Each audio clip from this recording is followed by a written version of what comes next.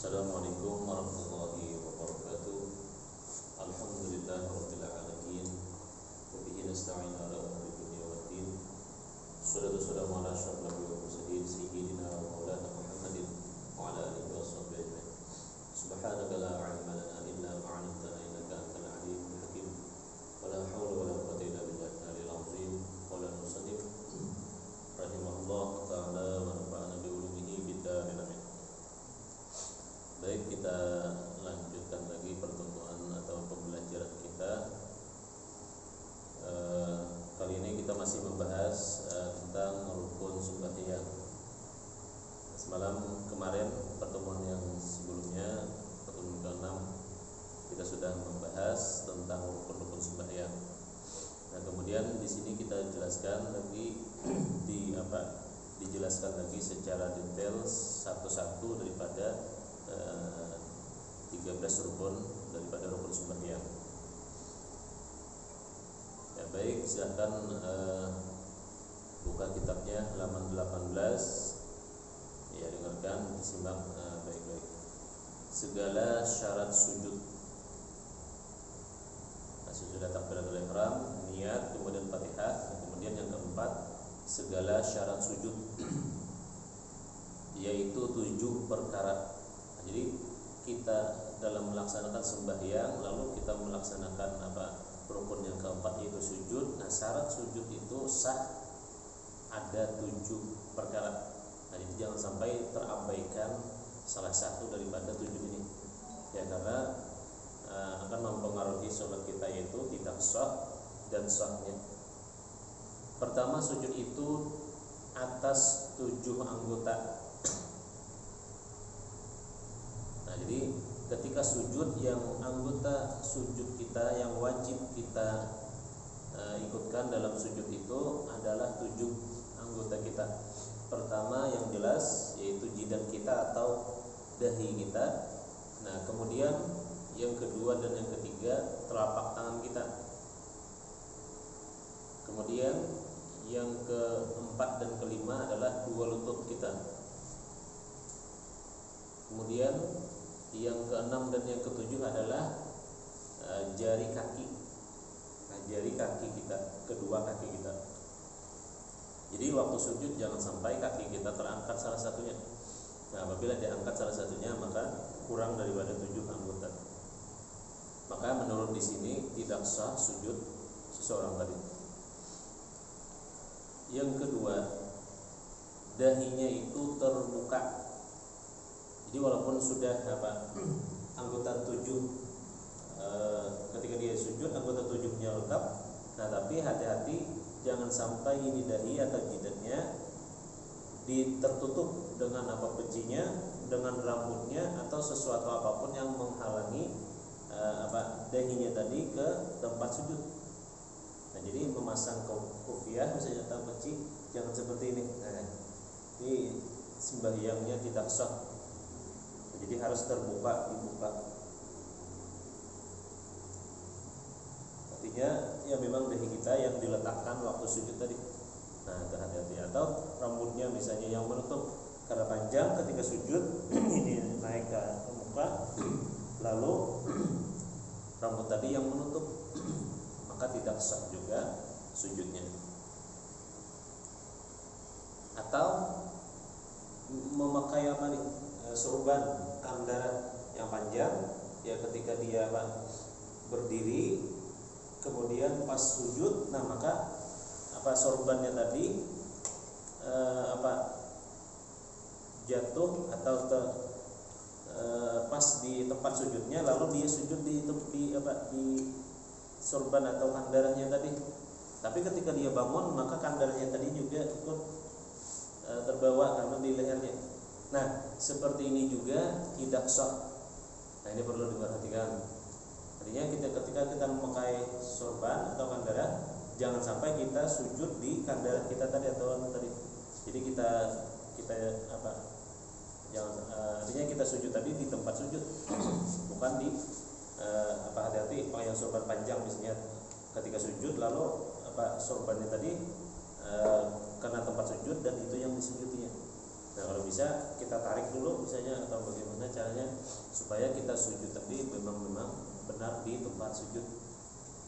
Nah di sebagian orang yang memakai ini ya kalau yang tidak tahu dan seperti itu maka sembahyangnya atau sujudnya tidak sah. Ya otomatis kalau sujudnya tidak sah, otomatis semua ya pekerjaan sembahyang tidak akan diterima atau tidak sah. Kemudian yang ketiga, memberatkan dengan kepalanya. Artinya kepalanya tadi memang ditekan sedikit. Nah ditekan sedikit. Seandainya kalau di kitab lain atau kalau tidak salah di kitab Kifayatul Akhyar, ya seandainya tempat sujud kita tadi seperti kapas, maka kelihatan lobaknya atau tertekan kapas tadi.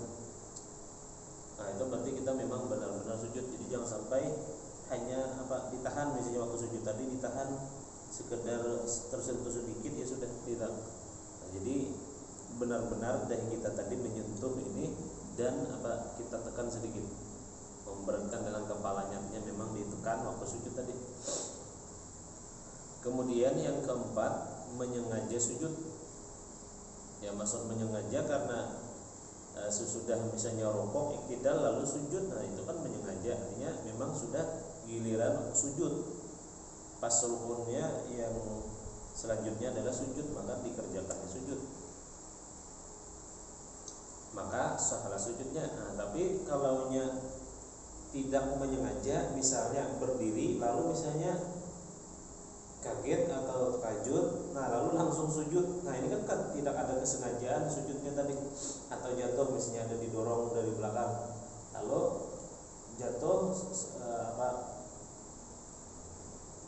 sesudah jatuh kemudian sujud dia karena jatuh tadi, nah maka sujudnya tadi tidak sah, dikatakan tidak sah karena tidak menyengaja. Artinya menyengaja tadi sesuai rukun yang urutannya, ketika pas kena urutan sujud maka dia sujud, itu maksudnya. 5, tiada sujud itu atas sesuatu yang bergerak dengan gerak dirinya.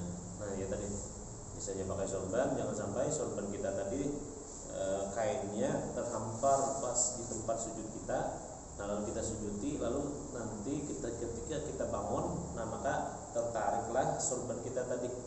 Nah maka jangan sampai seperti itu.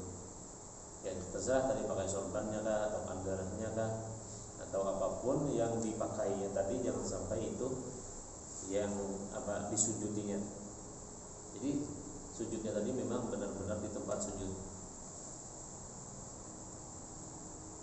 Kemudian yang keenam, meninggikan bahunya daripada atasnya. Ya dia bahunya lebih tinggi daripada dahinya, bahunya. Nah, kemudian yang ketujuh, tumakninah di dalamnya. Arti tumakninah itu berhenti atau berdiam sebentar, sekedar mengucap subhanallah. Ya artinya ketika kita sujud, nah maka baca bacaan sujud 1 kali aja sudah cukup, masuk sudah tumakninah, apalagi 3 kali. Nah tapi yang dianjurkan 3 kali.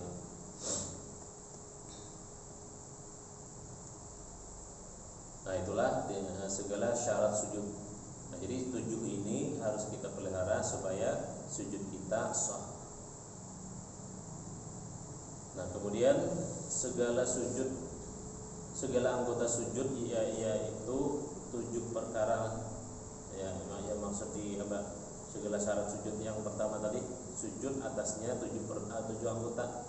Nah, apa itu 7 anggota? Yaitu 7 perkara atau 7 anggota. Pertama dahinya, tajidatnya atau dahinya tadi, maka wajib terbuka. Yang kedua dan yang ketiga, 2 telapak tangan, maka sunat terbuka.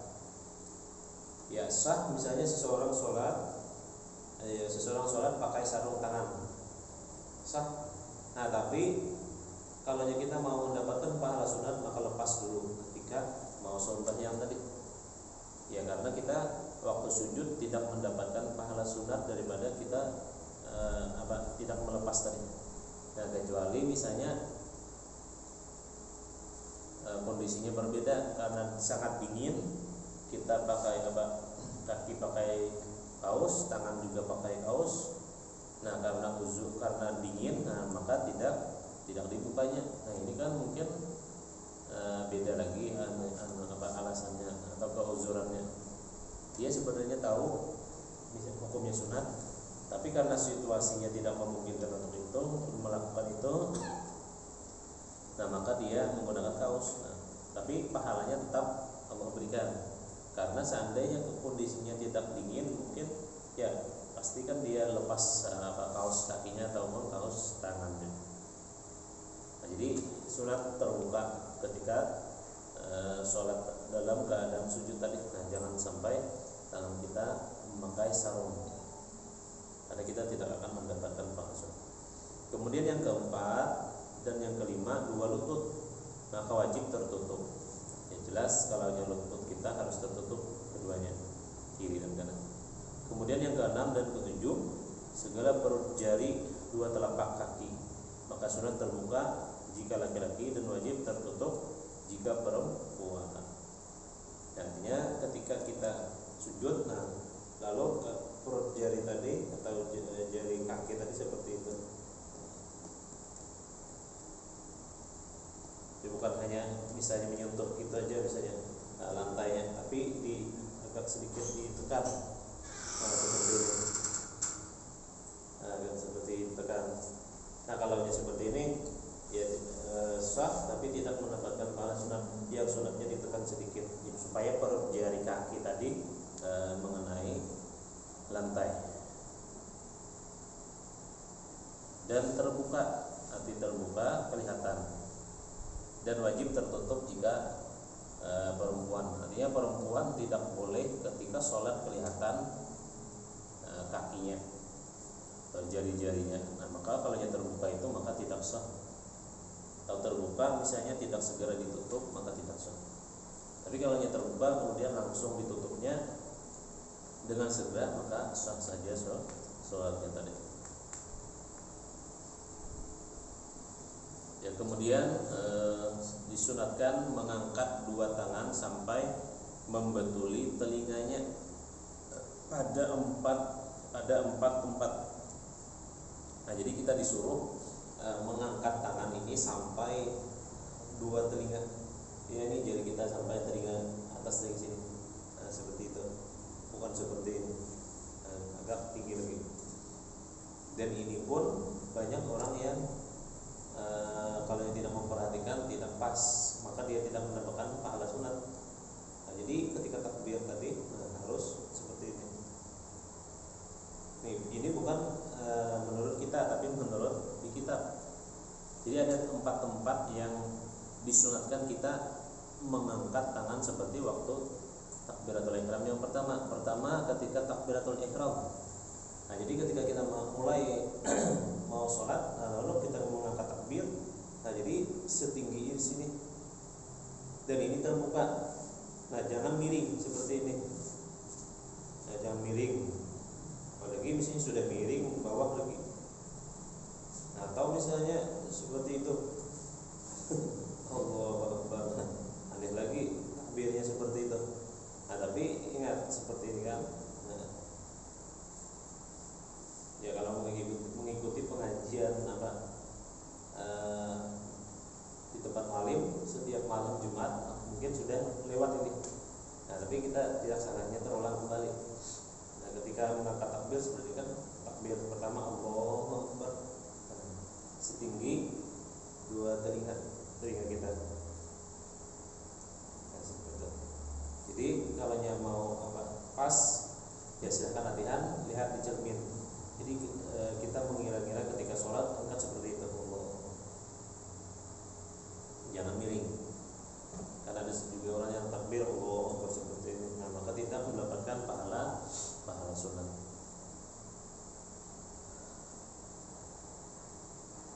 Nah, bahkan kita menyayangkan sebagian ada yang sudah jadi guru, tapi takbirnya masih seperti seperti ini, tapi tidak tinggi seperti Allahu Akbar, belum sampai ke atas sini.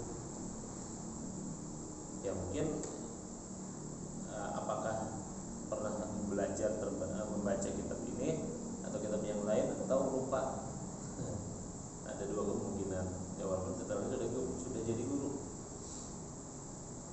kemudian yang kedua hendak rukuk. Nah, jadi ketika kita berdiri, ketika kita sudah membaca surah misalnya, nah lalu hendak rukuk, ya. Nah, sudah kita membaca surah, kemudian lalu kita mau rukuk. Nah, lalu sunat kita masih takbiratul intiqal namanya, takbir perpindahan. Allahu Akbar. Nah, seperti itu. Baru rukuk, mengucapkan takbir serta mengangkat takbirnya setinggi dua telinga kita, itu disunatkan. Nah, jadi kalau yang mau rukuk ya angkat lagi takbir. Kemudian yang ketiga hendak i'tidal. Sudah tadi kan rukuk, Allahu Akbar. Nah, kemudian bangun dari rukuk, Sami Allahu liman hamidah.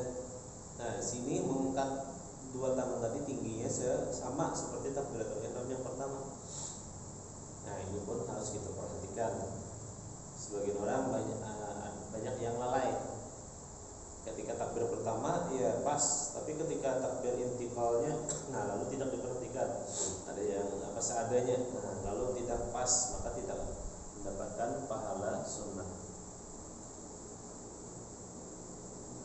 Nah, kemudian yang keempat, ketika berdiri daripada tasyahud awal.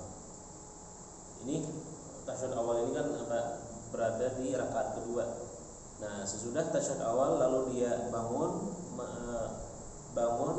ke rakaat yang ketiga. Nah, lalu sunat takbir lagi, Allahu Akbar, dan mengangkat tangannya sama seperti awal takbiratul ihram. Nah, tingginya telinga jarinya. Nah, itulah 4 tempat yang disunatkan mengangkat dua tangan sampai membetuli telinga pada 4 tempat ini. Nah, jadi jangan sampai kita tinggalkan. Kenapa? Karena akan mengurangi pahala sembahyang kita. Ya, habis kemudian kita lanjut lagi waktu yang diharamkan sembahyang. Nah, ada waktu-waktu tertentu yang diharamkan sembahyang. Artinya ketika kita mengerjakan sembahyang, maka sembahyang tadi tidak kita mendapatkan pahala, tetapi mendapatkan dosa. Itu maksudnya. Nah, jadi ini maksudnya pahala sholat atau sembahyang sunat, bukan sembahyang wajib. Karena sembahyang wajib tidak ada waktu yang atau waktu tahrim, tidak ada waktu yang diharamkan untuk sembahyang. Nah, ini hubungannya adalah dengan sholat sunat. Diharamkan sembahyang yang tiada baginya sebab yang terdahulu. Nah, tidak ada sebab lalu dia sholat, atau yang menyertai pada 5 waktu. Nah, ini waktu-waktu yang diharamkan sholat sunat. Jadi apabila sudah kita selesai mengerjakan sembahyang fardu dan lain sebagainya dan memasuki waktu tahrim, maka jangan sampai kita melaksanakan sholat di waktu itu, karena bukan pahala yang kita dapatkan, malah dosa yang kita dapatkan. Pertama, ketika terbit matahari sehingga terangkatnya kadar 7 hasta. Ketika terbit matahari sehingga terangkatnya kadar 7 hasta. Nah, jadi ketika matahari tadi terbit, nah itu belum lagi, kecuali sudah ya tadi sampai misalnya berapa masuk waktu isyak kan, ini sekarang ada jadwalnya. Ya, masuk sekarang kalaunya isyak itu jam 6:04 kalaunya kalaunya waktu setempat atau ya waktu. Nah, kalaunya wita waktu Indonesia Tengah, nah, kan bedanya 30 menit. Jadi berarti masuk waktu isyraq itu adalah jam 6:34. Nah, baru masuk isyraq. Nah, sebelum itu maka dikatakan adalah waktu tahrim. Nah, jadi kita tidak boleh mengerjakan sholat atau sembahyang sunat tadi. Nah, jadi ini perlu diperhatikan, apalagi ketika nanti kita memasuki bulan Ramadan. Nah, biasanya kan sesudah sholat Ramadan, sesudah sholat subuh di bulan Ramadan, Nah lalu setelah sholat subuh disambung dengan wirid, kemudian disambung dengan kuliah Ramadan. Nah, selesai kuliah Ramadan lalu langsung sembahyang isyraq. Nah jangan. Kenapa? Belum tentu lagi masuk. Karena sebagian gurunya ketika selesai tadi ada yang tepat waktunya pas sudah sampai waktu isyraq baru berhenti, ada juga yang belum lagi sampai waktu isyraq sudah berhenti kuliah Ramadannya. Nah, jadi kita harus pastikan dulu apakah sudah masuk. Bagaimana caranya? Ya lihat jadwal. Apabila sudah masuk isyraq, nah lalu silakan sembahyang isyraq. Tapi bila belum, nah maka di sini masuk dia mengerjakan sembahyang sunat di waktu tahrim. Nah, jadi hati-hati. Jadi kita harus detail masalah waktunya tadi, harus jelas. Jadi jangan melihat situasinya sudah mataharinya sudah bersinar. Oh ini pasti sudah masuk waktu tahrim. Nah coba kita lihat, cek dulu jadwalnya. Apabila sudah masuk ya silakan kerjakan, tapi bila belum jangan. Kemudian yang kedua, ketika tengah hari selain daripada hari Jumat sehingga gelincirnya.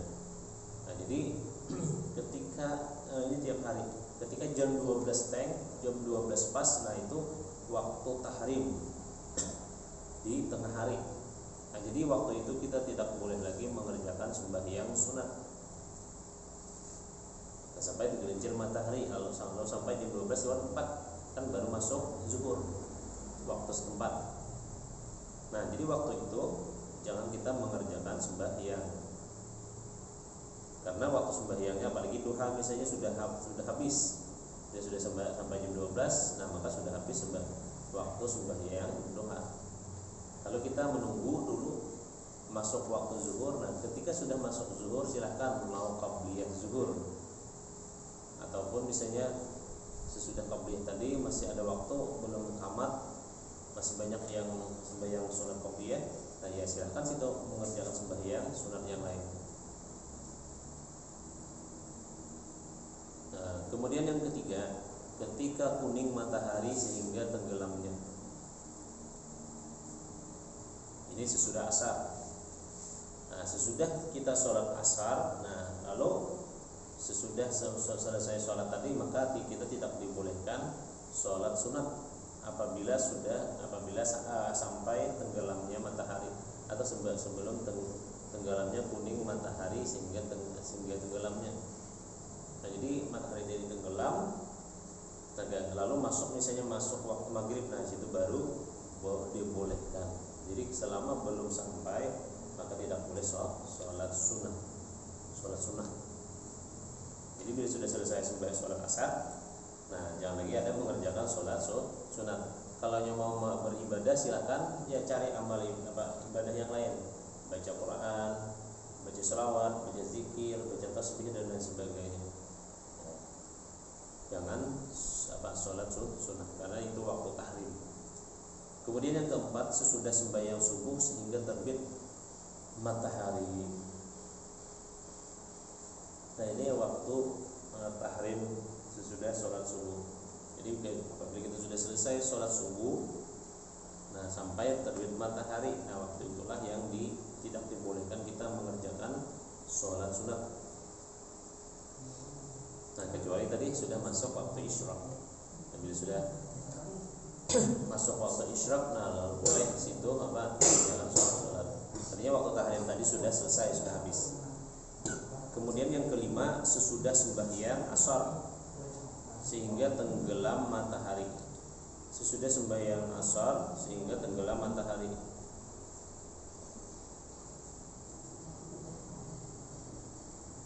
Ini mirip dengan yang ketiga. Sesudah sembahyang asar sehingga tenggelam matahari sampai tenggelam matahari. Oh, kalau yang ketiga tadi ketika kuning matahari sehingga tenggelamnya.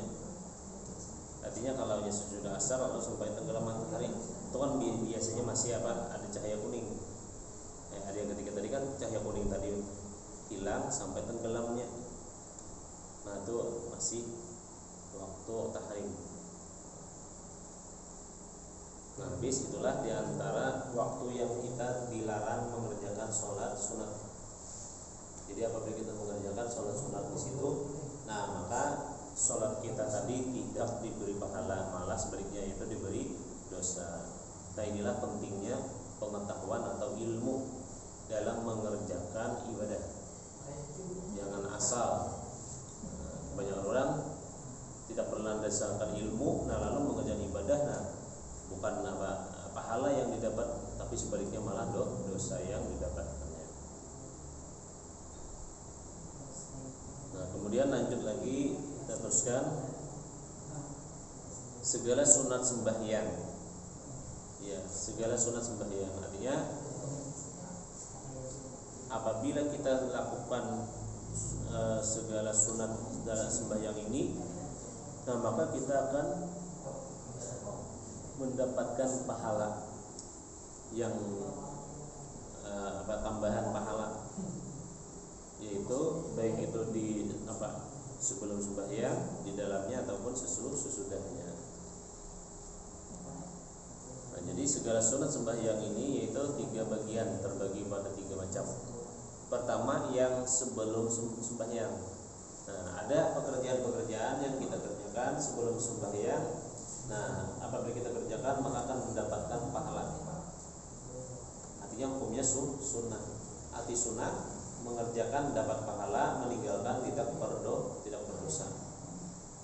Nah, jadi sebelum sembahyang ada nanti pekerjaan yang disunatkan atau disuruh supaya kita mendapatkan pahala. Kemudian yang kedua adalah yang di dalamnya ketika kita sembahyang. Nah, di dalam sembahyang itu lalu kita kerjakan pekerjaan yang disuruh menurut fikihnya, nah maka kita akan mendapatkan pahala sunat. Nah, kemudian yang ketiga yang sesudahnya. Sesudah sholat selesai, lalu apa yang kita kerjakan? Nah, ada masih pekerjaan-pekerjaan yang disunatkan. Apabila kita kerjakan maka mendapatkan pahala dari Allah. Nah, adapun yang sebelumnya, sebelum sholat sebelumnya, sebelum kita memasuki sholat, setengahnya adalah 1 bang atau azan. Nah, jadi kalau kita mau sholat, nah sunnah dulu disunahkan atau disuruh kita mengerjakan azan. Ya, azan dulu 1 orang siapapun. Ya, ataupun kita sholatnya sendirian, itu pun juga disunahkan. Sini tidak dibahas apakah itu berjamaah atau sendirian. Nah, berarti kalau sebelum sembahyang tadi disunatkan azan dulu, nah berarti artinya baik itu berjamaah ataupun sendirian tetap disunatkan azan atau bang. Yang kedua qomat. Nah, sesudah azan, nah lalu misalnya qabliyah dulu dikerjakannya sholat sunat, kemudian selesai, nah baru qomat. Nah, tapi dalam satu riwayat Rasulullah pernah bersabda bahwasanya siapa yang azan dialah yang berhak untuk qomat. Siapa azan dia yang qomat. Nah, seperti itu. Boleh diwakilkan bagi orang yang sudah yang azan tadi, karena alasan tertentu, batuk dan lain sebagainya, lalu disuruhnya si yang lain untuk qomat. Nah, padahal dia yang azan tadi. Nah, boleh juga. Kemudian yang ketiga, menghamparkan seumpama sajadah. Nah, jadi ampar dulu sajadahnya, letakkan dulu sajadahnya ataupun sesuatu apa yang berhubungan dengan sholat. Nah, baik itu misalnya karpetnya atau bukan di atas karpetnya, ada lagi misalnya kainnya. Nah, lalu sebelum sholat dimulai itu diletakkan, dihamparkan dulu. Nah, maka kita akan juga mendapatkan pahala sunat. Kemudian yang keempat, membaca qul a'udzu birabbin nas. Nah, jadi sebelum memasuki sholat kita disuruh membaca surah An-Nas. Apa yang manfaatnya? Salah satu daripada manfaat surah An-Nas ini adalah untuk menghilangkan waswis atau keraguan-raguan ketika dalam sholat karena gangguan syaitan atau iblis. bisikan-bisikan jin dan lain sebagainya yang mengganggu sholat kita. Nah, lalu ketika kita membaca surah An-Nas sebelum sholat, insya Allah akan terhindar daripada itu, dan kita pun mendapatkan pahala. Nah, jadi membaca qul a'udzu birabbin nas al-fa ilal akhir maksudnya lah. Ini sampai habis. Nah, itu pun disunahkan. Kemudian yang kelima, meratakan shaf. Nah, jadi meratakan shafnya seperti apa? Nah, lalu kita ukur dengan tumit seseorang. Si A tumitnya seperti ini, si B sesuaikan dengan tumit yang si sebelumnya tadi. Si C, si D, nah tumitnya yang kita ratakan, bukan yang jari muka daripada kaki kita yang menjadi patokan, tidak, tumitnya. Nah, jadi misalnya sok bisa di sini, ujung kakinya jadi di sini. Nah, sini satu, sini. Nah, jadi tumitnya. Nah, jadi kalau tumitnya rata, nah maka akan rapi dan itu disunahkan. Nah, lihat yang sebelah kanan atau sebelah yang kiri. Nah, jadi kita disuruh meratakan shaf. Makanya kata imam sebelum sholat, istau wa'tadilu, istau ratakan. Wa'tadilu ya, rapikan. Istau ratakan atau samakan. Wa'tadilu rapikan. Nah, jadi rapi-rapi, ratakan dulu sholatnya. Nah, kakinya baru mengangkat takbir. Kemudian yang keenam, berlafaz niat. Nah, ketika mau sholat, nah misalnya sholatnya zuhur, nah lafazkan usalinya, usolli fardhu zuhri arba'atan mustaqbil berarti imaman atau ada makmuman lillah ta'ala. Nah, berlafaz niat. Jadi kita mengucapkan niat tadi sebelum mengangkat takbir, hukumnya juga sunnah. Kemudian yang ketujuh, bersugi. Ya, arti bersugi memakai kayu siwak kalau ada sebanyak 3 kali yang bersiwak sebelum sholat. Nah, kenapa?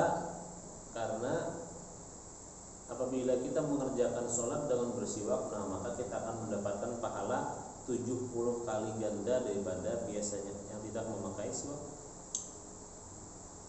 Apa dalam hadis Nabi, as-sholatu bisiwak khairun min sab'ina. Nah, gitu. Min sab'ina sholatu bila siwakin.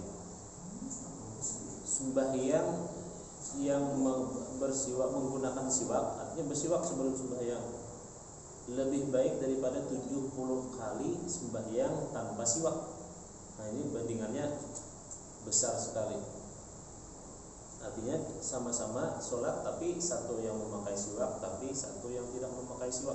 Nah, maka yang memakai siwak ini pahalanya 70 kali lagi ganda daripada yang tidak memakai siwak. Padahal sebentar. Nah, kalau dia tidak punya siwak, misalnya bisa dengan ujung kain tangan bajunya. Tapi kalau bagi santri kita himbau supaya punya siwak, belajar kita mengamalkan sunnah Nabi.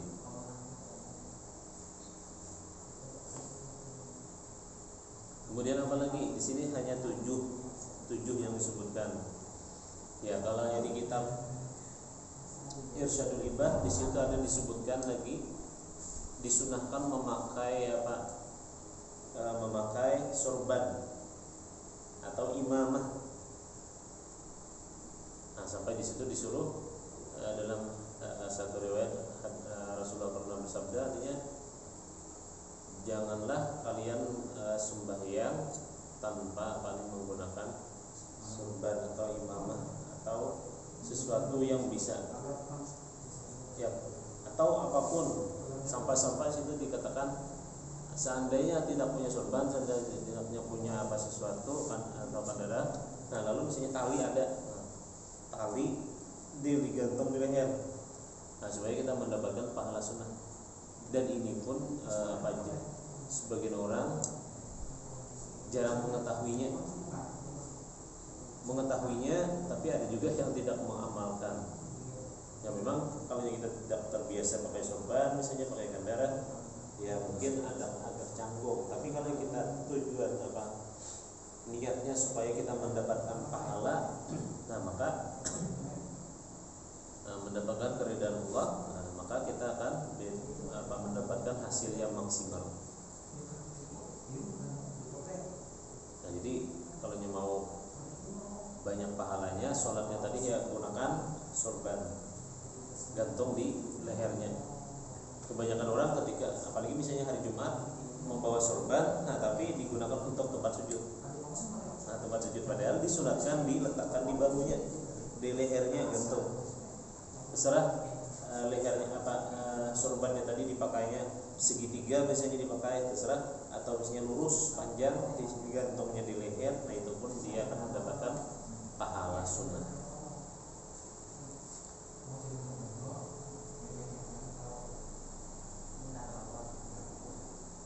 Nah itulah diantara segala sunat yang disuruh sebelum mengerjakan sembahyang. Nah, jadi kita berusaha untuk mengerjakan ini jangan sampai ketinggalan supaya kita mendapatkan pahala sunnah.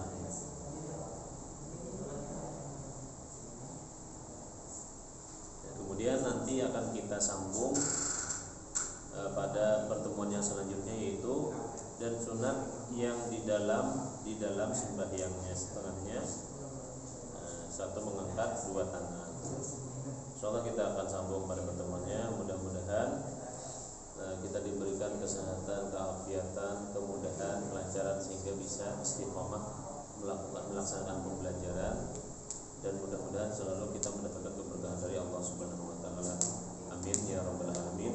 Nah, demikianlah pada pertemuan yang ke-7 ini, insyaallah nanti kita akan lanjutkan pada pertemuan yang ke-8. Ya silakan bagi yang kurang paham dengan pembelajaran kita yang sudah kita sampaikan, silahkan tanyakan di komentar. Nah, silahkan like dulu, kemudian komentar di situ. Nah, insyaallah kita akan jawab kalanya ada yang kurang jelas ataupun misalnya ada pertanyaan yang masih ada hubungannya dengan pembelajaran, nah tapi misalnya kurang pahamnya, silakan. Demikianlah yang bisa disampaikan, mudah bermanfaatnya. Akhir kalam, wallahu muwaffiq ila aqwamit thariq. Wassalamualaikum warahmatullahi wabarakatuh.